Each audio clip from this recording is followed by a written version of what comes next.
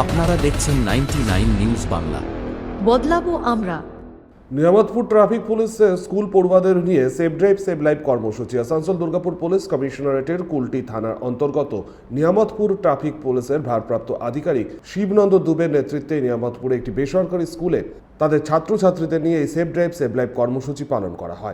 Main focus था कि यात्रियों यहाँ के नियामतपुर वासियों को अवगत कराना, सचेतन करना कि सुरक्षित रूप से गाड़ी चलाएं, बाइक चलाते समय हेलमेट का प्रयोग करें, बाइक चलाते समय 3 सवारी सवार ना हो, गाड़ी चलाते समय सीट बेल्ट का प्रयोग करें, मद्यपान अवस्था में सवारी ना करें तो जानलेवा हो सकता है। विभिन्न तरफ के जो ट्रैफिक अवेयरनेस प्रोग्राम जो होता है सबको सचेतन करना ताकि यात्री एक जगह से दूसरी जगह सुरक्षित रूप से जा सके। कुल्टी থেকে বান্টি খানের রিপোর্ট 99 নিউজ বাংলা।